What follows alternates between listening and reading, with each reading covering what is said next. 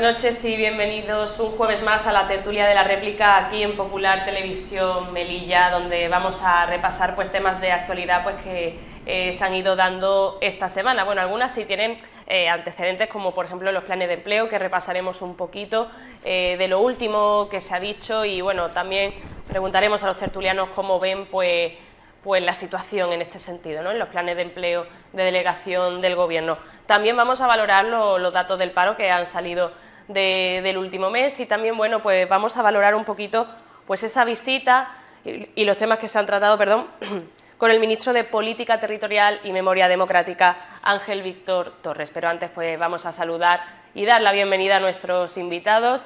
Así que muy buenas noches, José Miguel Tasende, y bienvenido. Buenas noches, muchas gracias. También por otro lado, Mohamed Busián, bienvenido también. Buenas noches, gracias. Y muy buenas noches también a José Antonio Castillo por estar con nosotros, y gracias por estar con nosotros aquí en la réplica. Buenas. Muy buenas a los tres. Y bueno, vamos a empezar primero pues por lo más genérico, lo primero que se ha tratado esta semana, que ha sido pues esos datos del paro que baja, y sobre todo pues se ve algo que se suele ver también a nivel nacional, que es pues esa bajada sobre todo en el sector servicios, contrataciones temporales. No sé si ya han visto un poco los datos, esa bajada de más de 200 personas. Vamos a comenzar con José Miguel Tasende, del titular. La estacionalidad, entonces efectivamente empieza la época de verano y efectivamente en el sector servicios pues hay una mayor demanda de empleo, y bueno, pues efectivamente esa estacionalidad. ¿Qué pasa? Que si se corrigen los datos, los técnicos corrigen los datos por estacionalidad, entonces descubren que, bueno, sí, mira, resulta que los datos sin corregir significa que este mes hay menos parados que el mes pasado. Si corregimos la estacionalidad, resulta que ya no, pues hay los mismos o incluso más. Y si hacemos la comparativa con el mismo mes del año anterior, pues hay más. Yo siempre digo lo mismo con los dichosos datos del paro, que aquí dan para todo, porque según analicemos un aspecto u otro, resulta que los datos pues son para estar más o menos ilusionado, o son para seguir pues tristes porque la cosa va mal. Lo que sí es verdad, vamos a ver, ¿existe en Melilla un paro crónico, sobre todo cebado en jóvenes y en mujeres? Sí lo hay. ¿Se está acabando con ese paro a lo largo de los años? ¿Se va a acabar? No, no se está acabando. Luego algo estamos haciendo mal. Vamos a seguir con las valoraciones, Mohamed Busián, sí, yo sobre creo que el desempleo. Sí, yo creo que hay que distinguir los datos a nivel estatal. Creo que los datos objetivamente son positivos. En primer lugar, porque incluso desestacionando los datos, el descenso supera los 40.000. Bien. Al mismo tiempo, en un año ha descendido el paro en más de 122.000 personas. Los datos no tienen parangón desde el año 2008, por lo tanto, objetivamente, sin lugar a dudas, luego los datos de la afiliación a la seguridad social, es decir, objetivamente, si no hay ninguna motivación política, interesada políticamente, uno tiene que congratularse efectivamente a nivel estatal. Sin embargo, efectivamente, yo ahí sí estoy de acuerdo con el señor Tasende, el paro local, es decir, el descenso ha sido prácticamente pírrico, y estamos ante un paro estructural que durante décadas no solamente no desciende, sino que apenas efectivamente consigue atender las necesidades básicas de muchos jóvenes que le obligan a marcharse de la ciudad. Por lo tanto, los datos a nivel estatal son buenos, a nivel local prácticamente nos encontramos a la misma tónica, donde efectivamente el nivel de parados de jóvenes es realmente obsceno, lo ha sido siempre, y que estos 200 nuevos, digamos, empleados apenas consiguen mejorar la situación de los datos del paro en nuestra ciudad. Vamos con la valoración de José Antonio Castillo. Indudablemente, depende de a quien se le pregunte, él va a enfocar la situación tirando hacia sus intereses políticos. Hay una foto fija que no admite discusión. En Melilla tenemos el 32% de paro, el 32%, donde la tasa de paro juvenil sube al 68% y la tasa de paro femenino al 35%. Si miramos capitales de la península, nos encontramos con que Andalucía tiene un 17%, Aragón un 8%, Asturias un 11%, Canarias un 14%, Cantabria un 7%, Castilla y León un 10%, Castilla y La Mancha un 15%, Cataluña un 9%, Ceuta un 28% está por debajo nuestro, Galicia un 10, Madrid un 9, País Vasco un 8. Es obsceno el paro que hay en esta ciudad y es obsceno las políticas que se están empleando en nuestra ciudad para entender cómo se soluciona el problema en nuestra ciudad. No es fácil, es complejo, pero si nos vamos a las últimas actuaciones que se ha tenido en nuestra ciudad, de verdad que es una falta de respeto a la inteligencia de cualquier persona que mire la foto fija y que entienda cuáles son las necesidades de nuestra ciudad. Siempre hay macroproyectos donde los macroproyectos se dotan de 1.000, 10.000, 15.000 folios que se ha demostrado que no por tener muchos folios es más eficaz. Es complicada la situación, pero requiere de una actuación clara y tendente a rebajar el paro. Una salida que se tiene en esta ciudad en relación al paro es la proximidad con Marruecos. La cantidad de gente que cruza la frontera para poder llevar su subsistencia, gracias a esa frontera, es la que en cierta forma aguanta el tirón, porque una ciudad con el 38% de paro, donde el nivel de concentración de población es el más grande de la ciudad, es una bomba que en cualquier momento va a estallar. O se toman decisiones tendentes a solucionar el problema del paro en esta ciudad, o andamos en el filo de la navaja. Con esa valoración, no sé si también se quiere complementar un poco cómo ven la situación económica, ya no, porque al final se ha hablado de la variación mensual, ¿no? De que ha bajado en 200 personas conforme al mes anterior. También conforme a los contratos, pues han bajado un poquito, hay 10 contratos menos en un mes, y 726 son temporales y 473 son indefinidos. También, bueno, no sé si también quieren ir valorando un poco. A ver, y por entrar un poco en el debate, sí. Por ejemplo, me gustaría exponer algo que me comentaba ayer o anteayer un empresario importante de aquí de Melilla, ¿no? Me decía, mira, es que además los datos del paro, para colmo, es decir, no solo no se soluciona, sino que además los van maquillando como les interesa. Por ejemplo, me decía, los estudiantes de formación profesional que hacen prácticas en las empresas, bueno, pues antes tenían todo su seguro, todo lo que tienen que tener para estar correctamente trabajando en la empresa que sea, ¿no? Dice, bueno, ahora no, es que ahora están ya como incluidos en la seguridad social, me explicaba él, cotizando, tal, no sé qué, han hecho que la formación profesional sea dual, y dice, hombre, y en realidad, hombre, trabajadores exactamente no son, ¿no?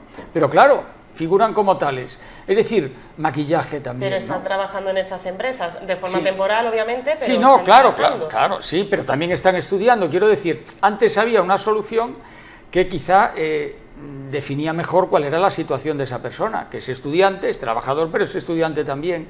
Ahora lo han hecho de tal manera que ahora, al parecer, no se puede distinguir un trabajador del resto de la empresa de ese chico que al fin y al cabo no es exactamente un trabajador del resto. En Melilla no hay empresas. Son maquillajes. Bueno, este señor no sí. Empresas. Este señor sí tiene. No voy a descubrir. No, pero es que no hay empresas. Y me comentaba esto, perdón. Toda ciudad que viva ajeno a su circunstancia territorial está condenado al fracaso y está condenado a que las tasas de paro sigan subiendo como están subiendo. No podemos vivir ajeno a las circunstancias que nos rodean, no podemos vivir ajeno a Marruecos.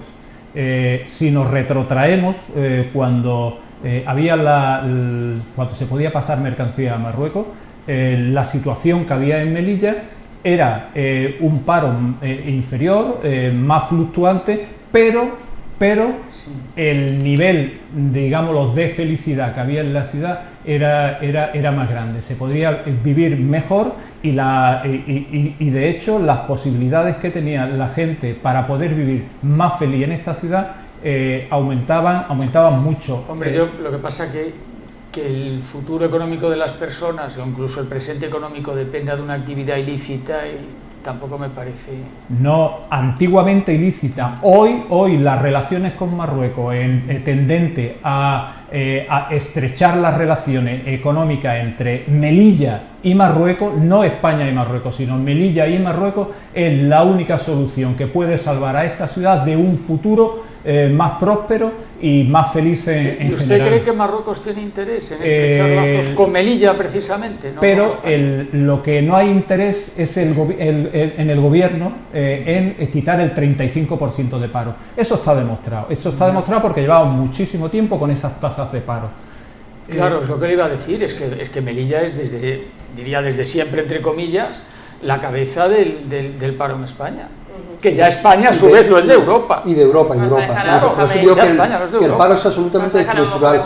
Pero además la situación se ha agravado porque efectivamente el futuro no era esa actividad económica que eufemísticamente se llamaba comercio atípico, y es una actividad absolutamente ilícita y además creo que inmoral. En eso estamos absolutamente de acuerdo. El problema es que nadie, con un mínimo de visión, con un mínimo de altura de mira, pudo prever que esa actividad económica, que en cualquier caso era ilícita e inmoral, tenía los días contados y había que haberse adelantado para sentar las nuevas bases de la ciudad. Y el problema es que, como no hemos hecho los deberes, no tenemos actividad económica en la ciudad, y ese es el problema, que no hay actividad económica como tal. Prácticamente esta ciudad se nutre fundamentalmente, antes las arcas públicas incluso, de las subvenciones del Estado y de Europa y de los ingresos anteriormente de Aforos y ahora del IPSI. La recaudación por IPSI se ha reducido, pero al mismo tiempo esa actividad económica que tenía que ver con ese comercio transfronterizo ha desaparecido, con lo cual, es decir, la actividad económica es prácticamente inexistente en la ciudad. Claro, entonces ante eso no se vislumbra nada nuevo, y bueno, yo sé que es difícil, pero las personas que tienen en este caso la responsabilidad de estar al frente de las instituciones deben tener la capacidad para, es decir, presentar, ofrecer nuevos horizontes a los melillenses.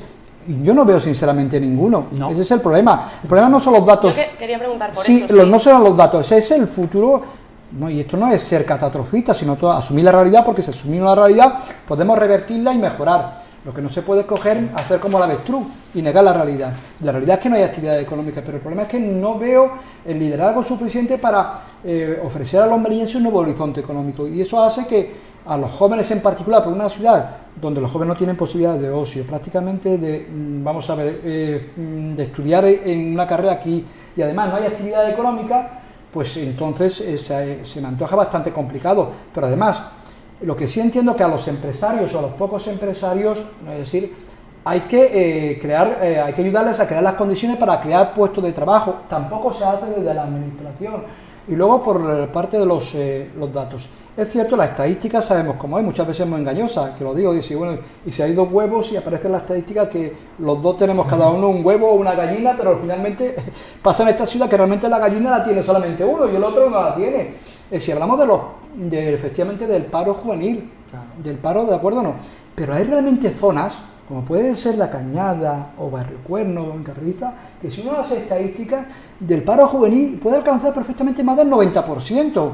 Por eso pero también es una realidad que no se quiere. Pero es que eso no es Melilla. Claro, entonces eso no es Melilla. Y eso es peligroso. Primero, es injusto con esos melillenses, pero además, es decir, pone de manifiesto unos desequilibrios que incluso ponen en peligro la propia paz y la propia estabilidad. Por lo tanto, no hay actividad económica, no se vislumbra, es decir, un proyecto que realmente permita a esta ciudad pues recuperar cierta actividad económica. Por eso el futuro, de lo contrario, es decir, se antoja bastante complicado. Por eso digo que el paro es estructural, no es algo coyuntural.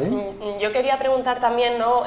Precisamente ya estabais comentando lo que hace la ciudad autónoma, si trabaja más, si trabaja menos. Ya llevamos un año de gobierno local y se han basado, los objetivos, y han insistido muchísimo en eso, que era en universidad, en turismo e innovación tecnológica, han sido muy insistentes con esto. Ya aprovechando, y pregunto si ven algún tipo de avance, si ven que son estos sectores los adecuados para la ciudad, o si debería ser otro. Si permite brevemente y termino, porque además iba a terminar con eso. Claro. Vamos a ver.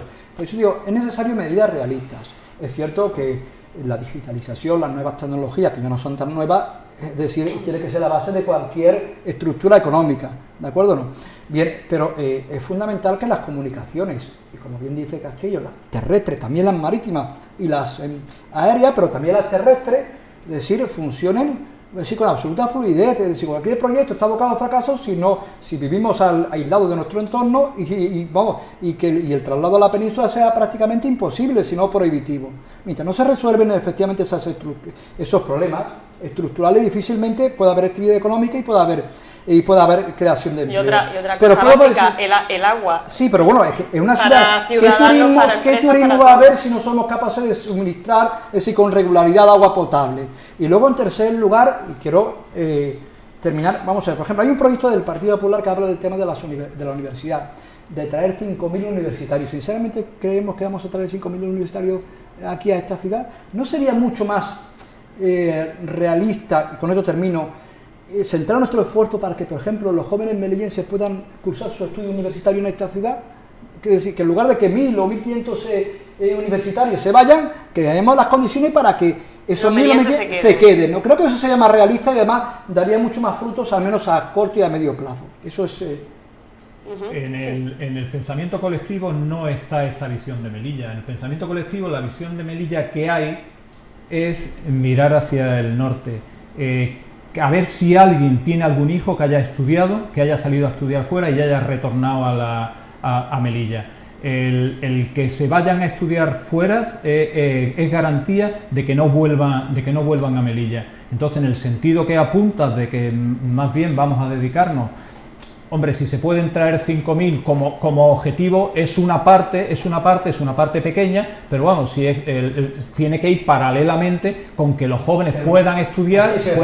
Si los de aquí, los de casa, no quieren quedarse, ¿cómo van a venir los de fuera? A mí me resulta un poco complicado verlo, de verdad. Hombre, porque, por ejemplo, una idea que se apuntaba es cantidad de chicos y chicas que quieren estudiar medicina y piden un 9,35 o un 9,40, pues bajar la puntuación para los que quieran estudiar medicina y no hayan podido acceder a otras universidades, a otras facultades, que pudieran venir a Melilla. Bueno, como idea es correcto, pero esto soluciona una parte muy pequeña del problema. La parte grande del problema de la ciudad de Melilla no se puede vivir ajeno al entorno que nos Totalmente rodea. De acuerdo. Y el comercio que transfronterizo, que es lo que puede darle vida a Melilla, porque los estudios que se basen sobre base tecnológica, si está muy bien, si todo el comercio, todo se basa en base tecnológica, pero como no se rompan las fronteras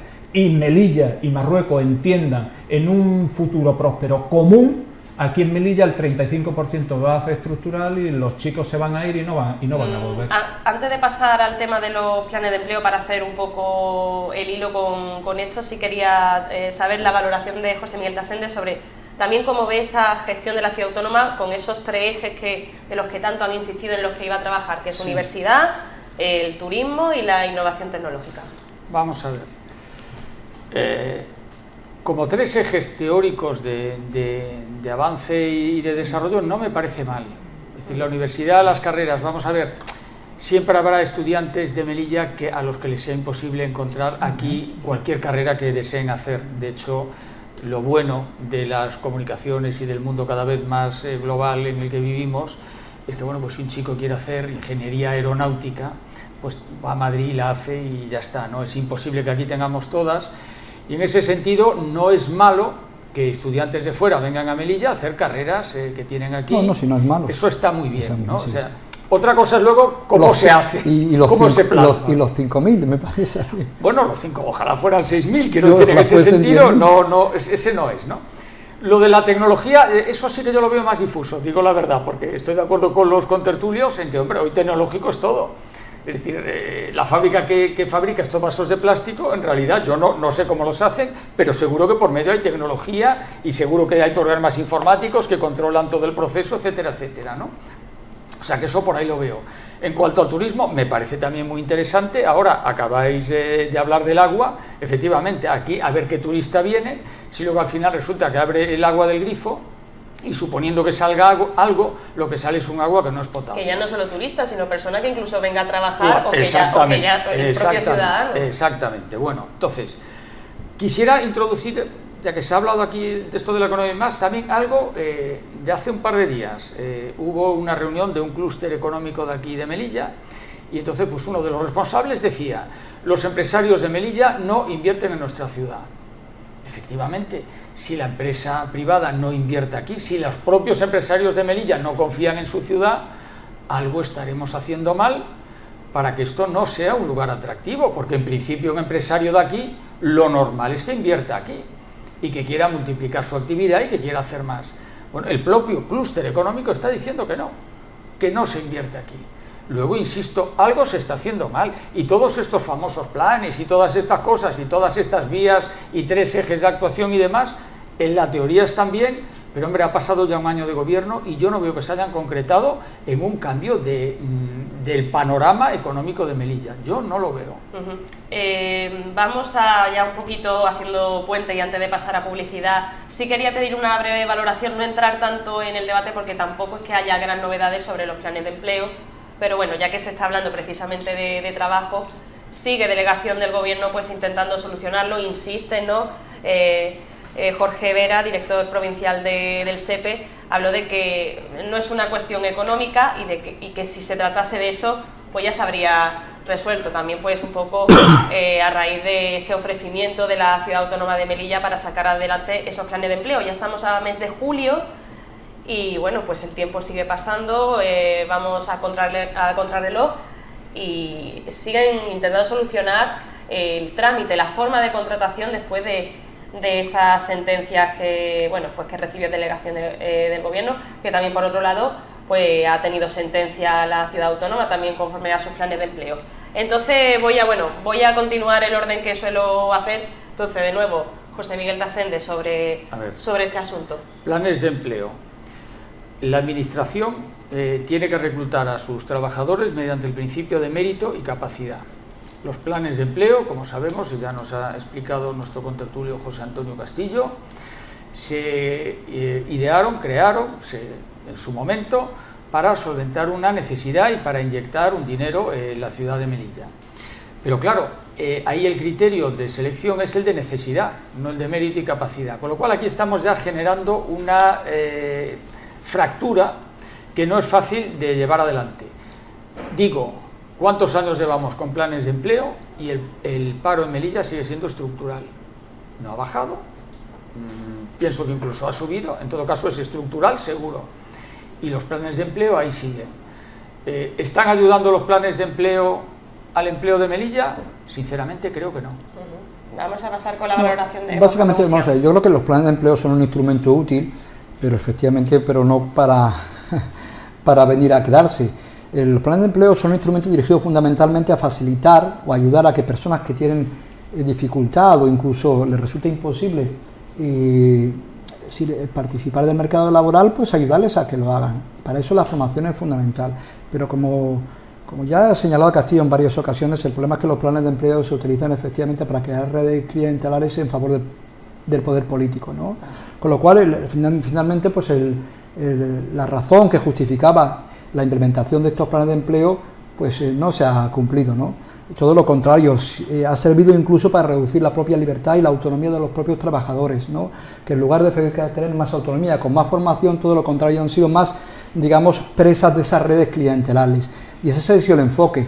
Y en esto, vamos a diestro y siniestro, reparto. Ahora, ¿qué ha pasado con el tema de Melilla? Por ejemplo, en Ceuta, que no han recurrido la sentencia, a diferencia de Melilla, de la Ciudad Autónoma de Melilla, efectivamente, en Ceuta tampoco han podido sacar los planes de empleo porque tienen que llevar a cabo un ajuste presupuestario para ello.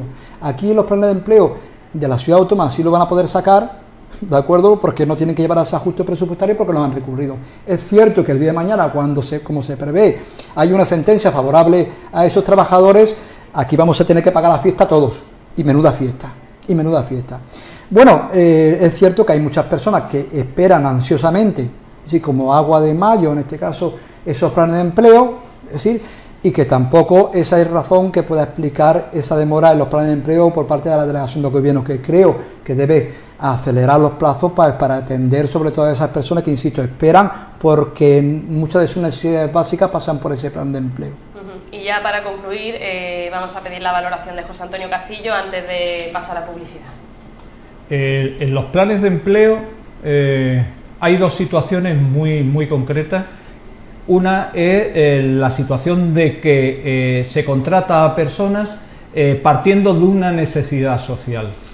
Si hay una necesidad social y se contrata a esas personas por una necesidad social, ahí está habiendo un prestamismo laboral donde esas personas tenían que tener su puesto de trabajo y no su plan de empleo. Eso por un lado. Y ahí las administraciones local como nacional son responsables de que no se determine cuáles son las necesidades reales en esta ciudad y se dote presupuestariamente año tras año para que esos puestos que cada plan de empleo se sacan estén ocupados por funcionario, contratado laboral o como se determine. Y luego está la parte de la sociedad donde no puede salir adelante y necesita una ayuda económica de subsistencia. Entonces, esa segunda parte del plan de los planes de empleo, me parece que son los planes de empleo más donde se determina el nombre en sí, planes de empleo, para necesidades objetivas de los ciudadanos y las ciudadanas. Por otro lado, y para terminar, delegación de gobierno ahora mismo, toda dotación presupuestaria necesita un procedimiento y de la noche a la mañana no se puede variar. Yo me imagino que delegación de gobierno, porque no quiero pensar que están actuando de mala fe, sino que se han encontrado con un problema y quieren solucionarlo. Toda modificación presupuestaria requiere de un procedimiento. Yo les pido que se acelere al máximo para que se pueda ya esas personas que están en el plan de empleo poder empezar a trabajar y cobrar. Pues ya con esto vamos a concluir esta primera parte de la tertulia, vamos a pasar a unos anuncios y en breves minutos volvemos. Muchas gracias.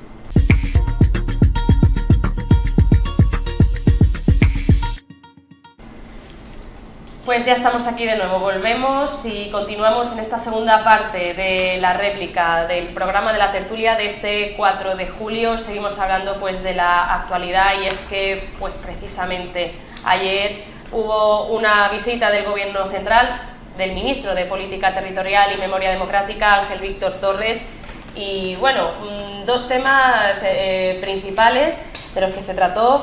Desde el Gobierno local piden una mayor financiación autonómica, así lo comentó el vicepresidente primero de la ciudad, Miguel Marín, haciéndose referencia pues también un poco, hizo comparativa con la ciudad hermana de Ceuta, con el déficit. Ahora pues hablaremos de eso, comentarán los tertulianos. Y otro asunto, también está el reparto de menores extranjeros no acompañados. Esto también se habló ayer con el ministro, entre la ciudad autónoma y el ministro. Miguel Marín pues apeló a la solidaridad de todas las autonomías y también, bueno, recordó que hace pues unos 5 o 6 años aproximadamente, pues Melilla estuvo desbordada también en este sentido en cuanto a la acogida y en cuanto al poder dar los mejores servicios a estos menores extranjeros no acompañados, pero eso sí con unas instalaciones pues que no eran las más adecuadas o el cupo pues evidentemente no era el que correspondía con los que llegaban. Se hablaba pues también de esa solidaridad y también en relación pues, a lo que sucede ahora en Canarias. Entonces se ha abierto ese tema de esa solidaridad. Entonces, primero voy a pedir titulares, una breve valoración sobre el tema de la financiación autonómica y ahora hablaremos también del tema de la acogida de menores porque precisamente Vox, pues hoy mismo, esta mañana, pues informan de que han presentado una moción al respecto, pero primero hablamos de la financiación autonómica, de la política fiscal y financiera. José Miguel Basente. Sí, bueno, a ver, yo creo que casi hay como guiones de los que no se salen los actores, ¿no? Entonces los de aquí pues piden más dinero y venga a pedir más dinero y desde el gobierno central pues bueno, pues supongo que dicen, hombre, pues no van a decir que no dan dinero a Melilla, pero bueno, pues supongo que lo modularán de alguna manera. Podemos pedir mucho, pero hay que gastar bien. Esta es la clave. Aquí lo que no se puede es pedir más y más dinero para seguir teniendo una administración cada vez más grande, para seguir teniendo y metiendo en la administración a nuestros amiguetes y hacerles cargos y tenerlos aquí metidos y ya está. y así seguimos y sigue la rueda. Al fin y al cabo, en Melilla hay que pensar que entra mucho dinero también en forma de los sueldos de funcionarios, de militares, de policía, guardia civil, etcétera, etcétera. Todo esto son sueldos que vienen para aquí, que se gastan aquí también, ¿no? Hay muchas ayudas del Estado, la ciudad autónoma también, al tener para sí el cobro del IPSI, pues también tiene una financiación importante y potente. Es decir, que, hombre, dinero hay, y a mí me gustaría que se supiera muy bien dónde y cómo se gasta el dinero. Perdón, que ha sido quizá una entrada un poco larga, pero esto de pedir dinero, sí, pero también hay que saber cómo se gasta, sobre todo, ¿eh? Pues con ese titular, ahora pasamos a la valoración de Mohamed Bouchian. Sí, bueno, vamos a ver, parece que a raíz de lo de Cataluña se va a revisar no sé, no diría, en España hay dos modelos de financiación, que es el común y el foral, que tiene que ver con el cupo. El de Melilla no sé cómo encuadrarlo, porque efectivamente sí tiene sus particularidades, que por llamarlo... la competencia. Claro, es decir, y por el tema de la fiscalidad atenuada, que llamarlo también régimen común también se me parece, al menos singular sí que es. Pero bueno, dicho eso, supongo que en la próxima conferencia autonómica pues tendrán lugar las discusiones, aunque parece que hay un borrador, no sé cómo va a salir para Melilla, pero efectivamente la financiación autonómica, porque en este sentido sí que Melilla está tratada como una autonomía, es decir, convoca, participa de las reuniones de las comunidades autónomas en condiciones de igualdad a otras comunidades autónomas, es decir, pues resultará de ahí una nueva financiación, insisto, a raíz del nuevo modelo o de la singularidad que se está predicando respecto de algunos territorios. Pero yo creo que la clave, yo creo que la ha dado el señor Tasende, yo lo reconozco.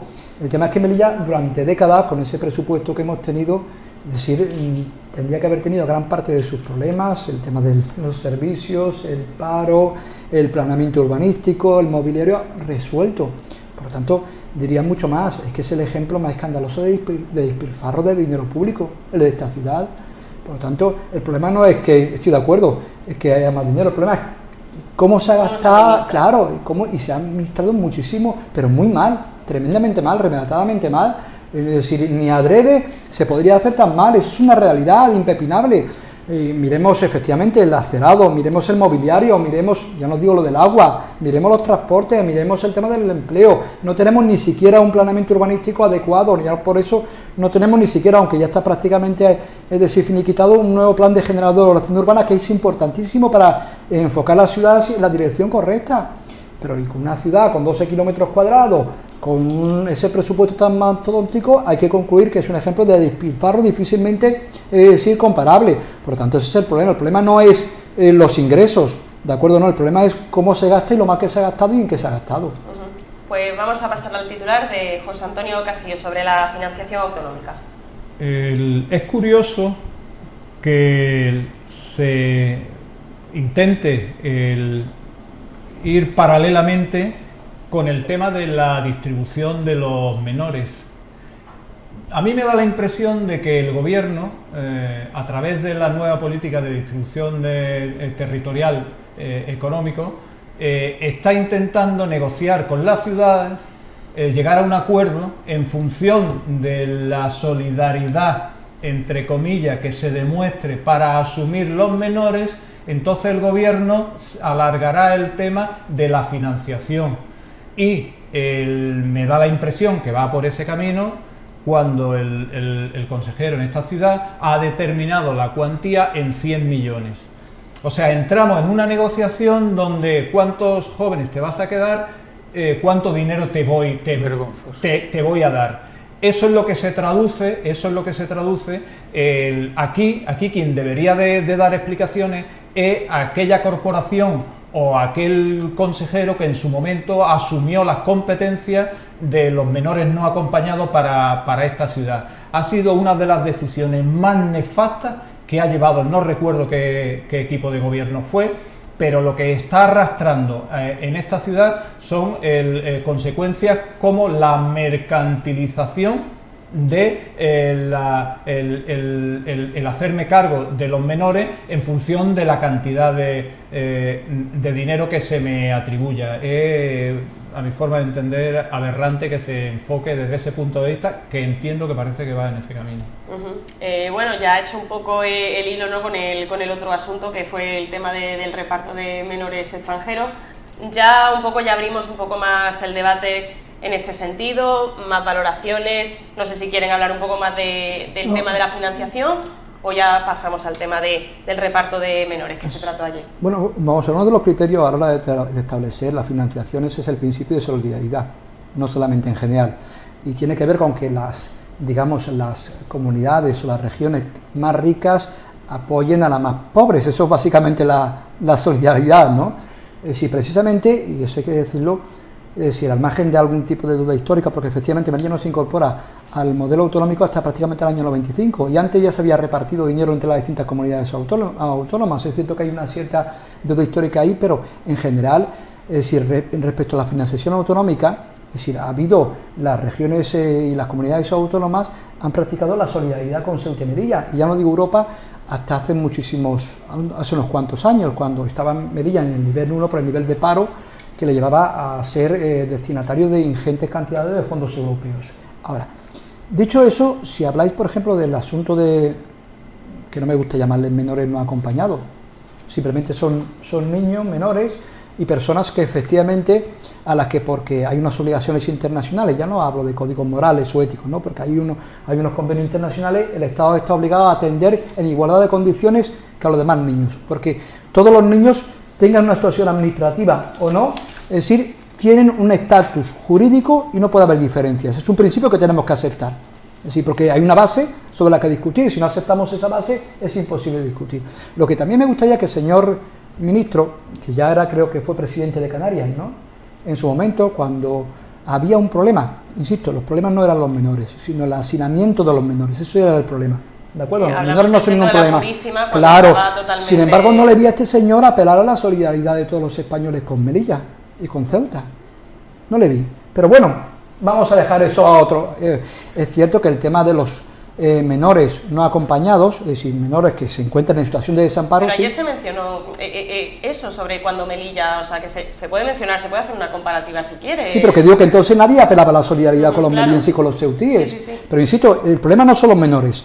El problema son efectivamente la situación de desamparo de los menores, y en ese momento, es decir, el hacinamiento que aquí eso provocaba, es decir, obligaba, es decir, el sentido común, ese sentido mínimo de la solidaridad, a efectivamente trasladar a menores a otro punto de la península, es decir, en interés de esos menores, que es el interés que debe predominar sobre cualquier otra consideración.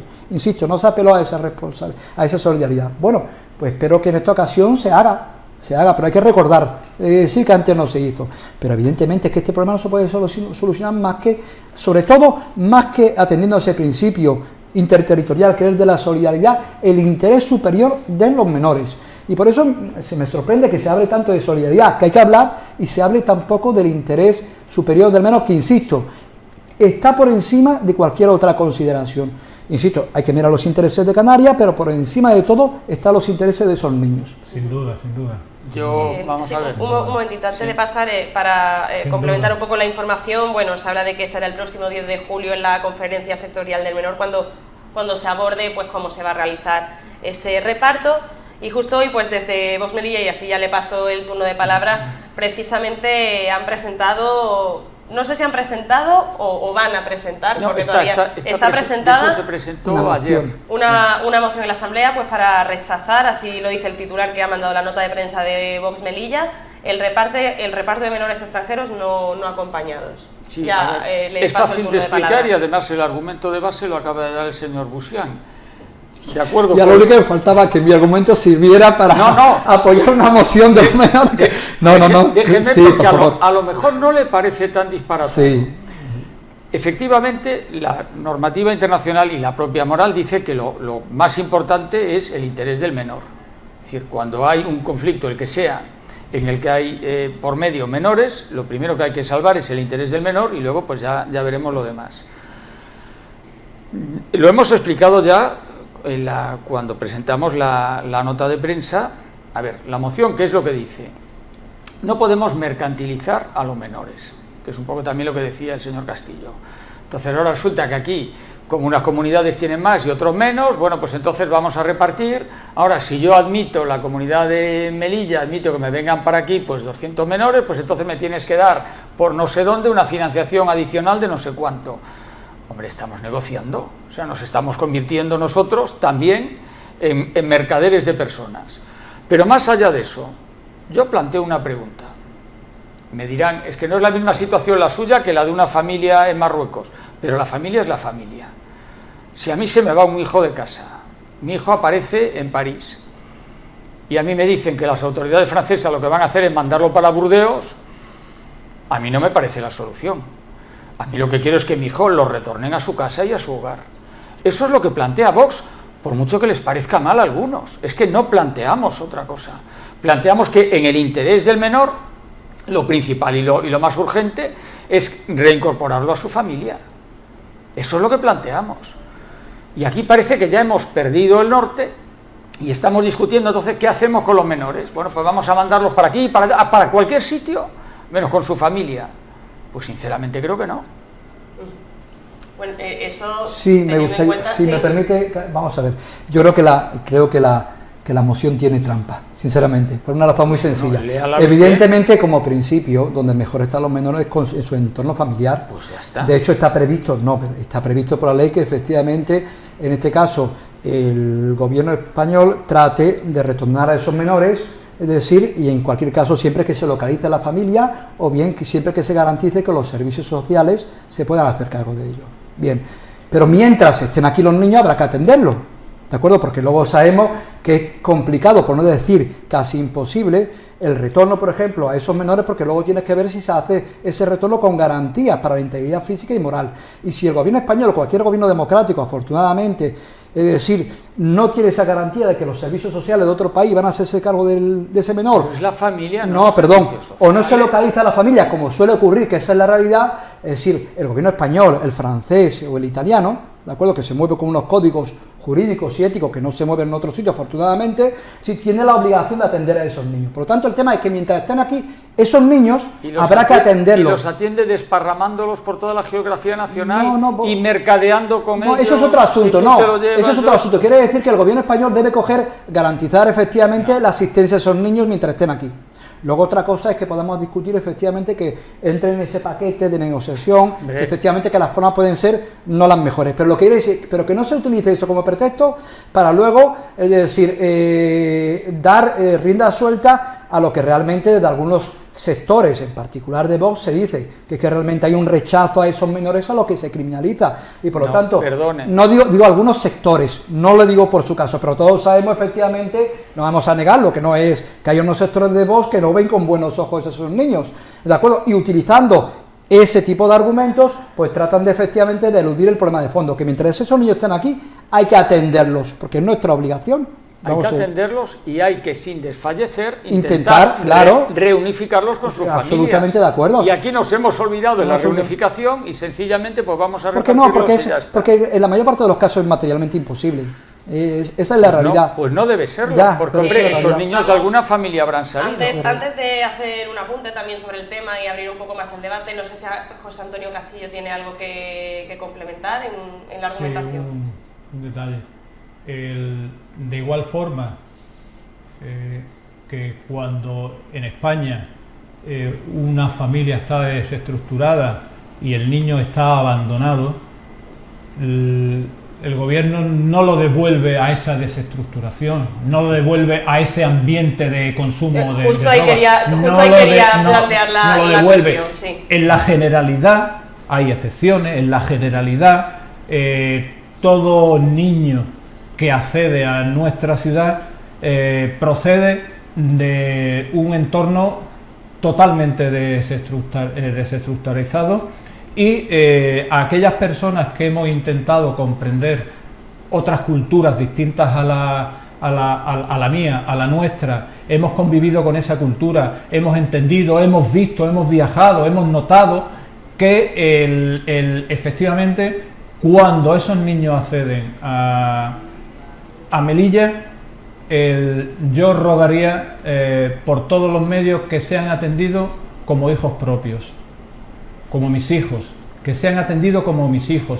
Si hay la posibilidad cierta, porque un niño en un entorno puede cabrearse con sus padres, pues me voy, efectivamente, por un cabreo, por determinadas circunstancias, que su caso sí, o sea, su vivienda sí está estructurada. Pues entonces sí crear los mecanismos de coordinación para decir, mire usted, es que esta familia lo está reclamando y esta familia pues está meridianamente bien, es que el niño ha cogido un rebote y se ha ido, pero fundamentalmente la inmensa mayoría, los que conocemos de dónde vienen totalmente desestructurados, y para mí como país sería un honor ofrecer a todos esos niños una educación desde la igualdad y desde la libertad y desde la solidaridad, para que pudieran tener para que puedan beber unas aguas limpias, para que en un futuro sean lo que son, personas, vamos a ponerle entre comillas, decentes. Yo quería, antes yo quería plantear un poco la cuestión en este sentido, porque ya no solamente hablando de personas que vienen de otros países, que sí se pueden ver más, no, pues en Ceuta, Melilla, incluso en Canarias, pero los centros de menores también acogen a esos menores de familias desestructuradas, como bien has dicho, del ámbito nacional, que son también familias españolas. La pregunta también es, ¿por qué acaban en esos centros? Es decir, puede haber tema de maltrato, de abuso. Evidentemente lo ideal sería que estuvieran en un seno familiar, pero claro, en un seno familiar sano y garantista. Entendemos eso, que no siempre la familia es el espacio más seguro. Perfecto. Ahí yo quería hacer el apunte, que ya no hablamos solamente de extranjeros, sino hablamos ya de menores acogidos en el territorio nacional, que son españoles, niños, y que están en centros porque precisamente o han huido o los servicios sociales se lo han llevado porque la familia pues, no los cuidan o incluso los maltratan. Muy brevemente, por eso ese principio que debe presidir la actuación de todos los poderes públicos, que es el interés superior del menor. Si el interés superior dice que no debe volver a ese entorno familiar, debe permanecer aquí. Perfecto, y a la inversa. Eso perfecto. Es así, ¿no? A ver si puedo aclarar entonces. Si un niño de una familia desestructurada en España, bueno, pues no puede volver con su familia porque se encuentra con un entorno claramente hostil y contrario a su bienestar y a su desarrollo como persona, efectivamente hay unos servicios sociales que atienden a ese niño. Pero lo que no podemos es un niño que viene de Marruecos no devolverlo a los servicios sociales de Marruecos, que es lo suyo, porque este niño marroquí no puede volver con su familia porque me dicen las autoridades marroquíes que su familia está desestructurada. Pues quédese usted con el servicio de atención a menores que haya en Marruecos. No se venga usted para acá. Usted es muy generoso y dice, me gustaría que España recibiera a todos los niños, entiendo que no solo de Marruecos, sino de cualquier lugar del mundo, de familias desestructuradas. Sería un honor. Bueno, pero honor como país. Sería un honor, pero yo le pregunto, ¿y sería posible hacer eso? ¿Recibir aquí a todos los hijos de las familias desestructuradas del mundo? ¿Sería eso posible? Porque yo creo que sería absolutamente imposible, porque por desgracia hay muchas familias desestructuradas en el mundo. Desde el punto de vista dialéctico es imposible. Perdón, que le he dejado terminar y para poder exponer yo el punto de vista de Vox. Lo que no podemos nosotros es subrogarnos en Marruecos y decir, no, pues yo voy a admitir aquí a todos los hijos de familias desestructuradas, que eso además que lo tiene que determinar son los servicios sociales de Marruecos, no es España. A España ha entrado un menor, que aunque usted no le quiera llamar así, viene no acompañado y por lo tanto viene él solo, no viene con un adulto que se pueda hacer cargo de él. Es un menor que no viene acompañado. También quería apuntar con eso que recordemos lo que hizo Marruecos en Ceuta con miles de menores. Bueno, hay que hablar de los servicios sociales de Marruecos. Bueno, y entonces, como Marruecos no tiene unos servicios sociales adecuados, los tengo que poner yo, los tenemos que poner en España. Sí, es que es así. Sí. Bueno, pues no, es que no puede ser así. Es que no puede ser así. Porque a continuación me dirán que el resto de países de África tampoco tienen esos servicios. Claro, por lo tanto, admitamos también a todo el resto. Es decir, íbamos a tener un menor no, por cada habitante de España tendríamos no sé cuántos menores, que sería absolutamente imposible. Es decir, yo ese buenismo lo puedo entender desde un punto de vista, bueno, pues moral, de una persona que le gusta ayudar. Pero seamos realistas. ¿Es cristiano? No podemos. ¿Es cristiano? No podemos. No es cristiano. No es que no queramos. No es cristiano. Si me deja terminar. Si no es que no queramos. No es cristiano. Es que no podemos ayudar y no podemos subrogarnos en los servicios que tienen que dar otros países. Esto de un niño de cualquier otro país del mundo que no tenga unos servicios sociales adecuados en su país, que venga a España, que se los vamos a dar, es que no podemos.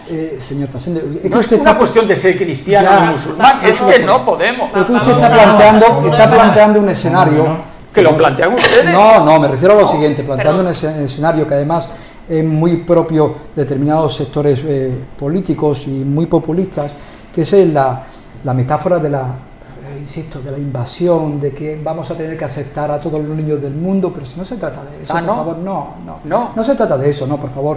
Vamos a ver. ¿Vienen más o vienen menos? Vamos a ver, lo siguiente, sí, mira, yo no sé desde cuándo llevamos escuchando que efectivamente, ¿sí? Que esto es inasumible, que van a venir todos los niños del mundo, es que nos van a invadir, no es cierto, no, es para justificar esas medidas absolutamente draconianas, y además injustas, ilegales y contrarias al derecho internacional, no digo ya cualquier código moral y religioso, justificamos que efectivamente siempre utilizamos que no podemos asumir a todos los niños del mundo. Por supuesto que nadie puede asumir, ningún país, a todos los niños ni a todos los migrantes. Ni a todos los de Marruecos, que es un país con más población. Pero veo que el problema es de los niños marroquíes.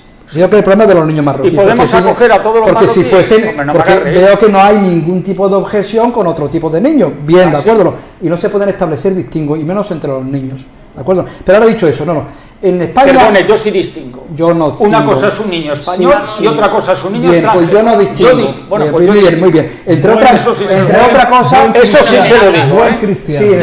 Entre otras cosas, porque para... Sí, pero bueno, está usted en su derecho, si me permite... Y yo tengo que defender primero a los míos y después a los demás. Lo que yo no puedo decir es, por salvar a todos, voy a dejar que los míos salgan. Insisto, eso de salvar a todos es algo que plantean para efectivamente... No, lo plantean ustedes. Si lo acaba de decir el señor José. Que se plantea efectivamente para... No nos queda mucho tiempo tampoco, entonces... Sí, para aludir la cuestión de fondo. Aquí hay un número de menores no acompañados, no mena, porque todos estaremos de acuerdo que la carga de la palabra ya es claramente peyorativa y negativa, que puede asumir perfectamente, de acuerdo o no, el Estado español. No se trata de asumir a todos los niños marroquíes, ni menos aún a todos los niños del mundo. Lo que pasa es que efectivamente hay un rechazo de fondo, en particular hacia los niños marroquíes, y utilizamos, es decir, pretextos distintos para no decir claramente cuál es el problema. Que hay un problema de fondo de racismo hacia los niños marroquíes. Ese es el problema de fondo. Ese es el problema de fondo. Ahora, dicho eso, insisto, ¿hay unos tratados internacionales que obligan a cualquier Estado que ha suscrito esos tratados? Sí. Bien, pues denuncien primero esos tratados. Perdón, no hay ningún tratado que diga que España tiene que resolver los problemas que otro país no lo hace. Usted es licenciado en Derecho. Sí, por supuesto. Sabe perfectamente, señor, que la Convención de los Niños, es decir, de los Derechos del Niño, establece claramente que la Ley de Protección Jurídica del Menor no es más que transposición o desarrollo de esos instrumentos internacionales que obligan a todos los Estados, en primer lugar, a tratar a todos los niños en igualdad de condiciones, con independencia de su situación administrativa, y a atenderlos. Por favor, y a retornarlos con sus familias. No diga usted eso, porque sabe perfectamente.